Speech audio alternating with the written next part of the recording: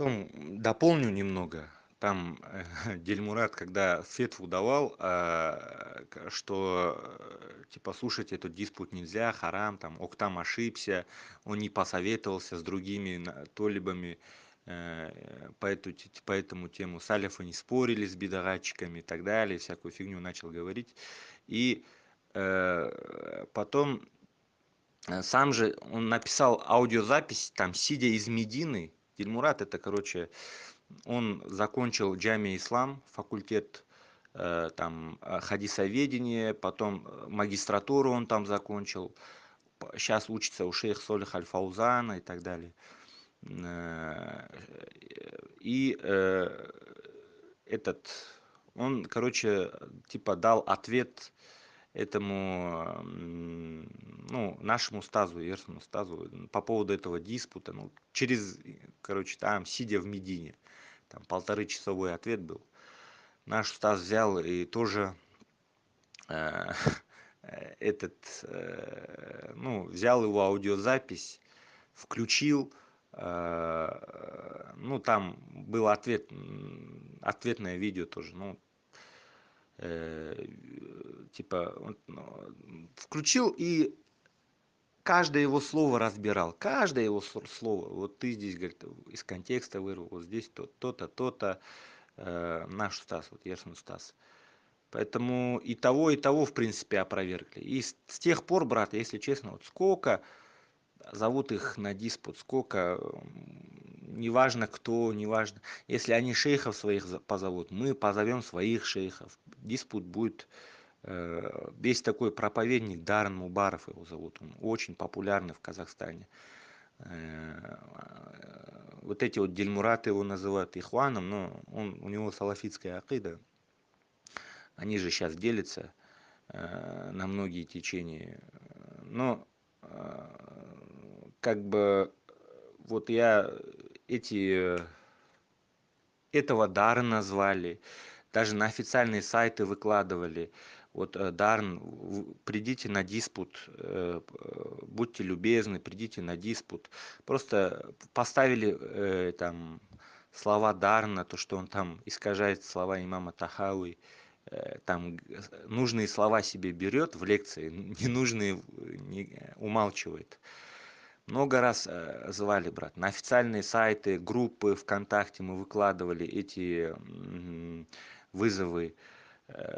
Есть университет Нур-Мубарак у нас в Алмате. Студенты Нур-Мубарака опубликовали этот записи. И по сей день зовем. Потом Дарна тоже ответил на этот диспут. Ну, типа, я с бедорадчиками спорить не буду, то все, в общем, отмазывается. Это вот их метод. Но на самом деле все вот эти вот их вот эти вот ответы, они ни о чем.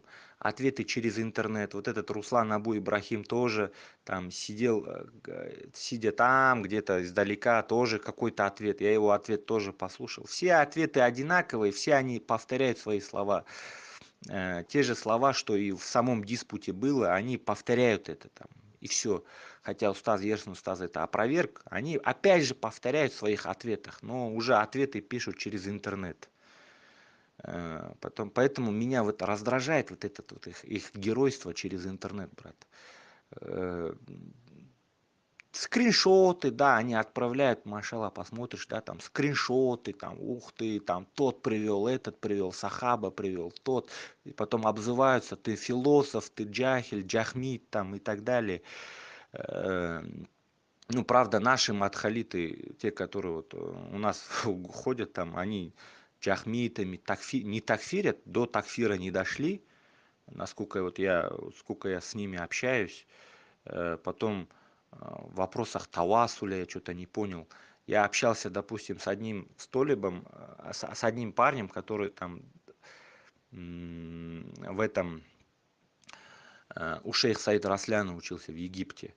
Вот он говорит, тавассуль это новшество. У меня эта переписка и была, блин, я его удалил. Да и сам, когда салафитом был, шах на усулю саляса мы когда проходили, наш устаз Дельмурат, ну, бывший устаз, он говорил, что тавассуль, там, то есть истигаса, это такие-то, такие-то виды харам, такие-то, такие-то виды дозволено, есть дозволенный тавасуль, есть недозволенный тавасуль, но ну, никто не говорил, что это ширк. Говорили максимум это бида, новшество, харам. А вот эти, не знаю, вот эти вот суруриты, откуда они берут там, один придурок там пишет, может он джахиль, я не знаю, он пишет там то, что это, говорит, ширк, там, то, все. Меня так затакфирил за то, что я говорю, и то я сам тавассуль не практикую, просто говорю, что это джайз мубах в шариате, то есть оно, мне сам, если честно, тавассуль самому не нравится, но оно есть, и от саляфов это передается.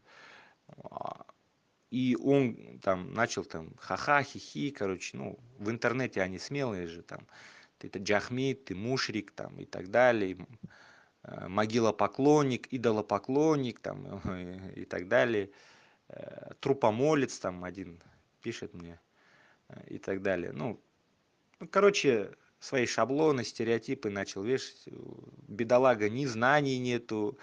Самое смешное, что когда у человека, ну, даже знаний нету в своем же манхадже, в своем акиде нету там, то, что там его же толибы говорят, что это бида, а он говорит, это ширк. Еще и смешно то, что он там с таким пафосом, с таким этим смехом, это типа как будто он знает это вот на 100%, и там меня за это так фирит. Короче, бесполезно с этими салафитами общаться через интернет, поэтому сколько раз я говорю, надо вызывать на честный диспут. В книгах в руках, тафсиры, шарха, взять в книги все. Вот они даже шейха Ас-Сабуни, Абу Усман Ас-Сабуни себе приписывают. Шейхуль Ислам Ас-Сабуни. Часто приписывают себе. Я много раз видел, как они вот, ну, там искажают его слова. Хотя Сабуни, кстати, наш Устаз, Есен Устаз, и в диспуте его слова привел из книги Акидату Саляф Асхабуль Хадис. Имам Захаби, кстати, ну, очень сильно, хорошо отзывается о Старихуль Исламе, Сиар Аляма Нубале, хорошо отзывается о шейхуль Ислама Сабуни.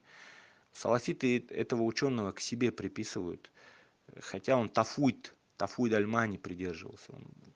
Мой Устаз это красиво там доказал. Я, кстати, в интернете тоже эти цитаты моего Устаза тоже, ну, Ас-Сабуни, который он привел, я нашел. При нем же он привел, при вот, Толибе. Поэтому, когда глазу на глаз, человек не может никак отвертеться, уйти и так далее. Если он будет уходить от темы и так далее, это будет уже заметно, сразу заметно.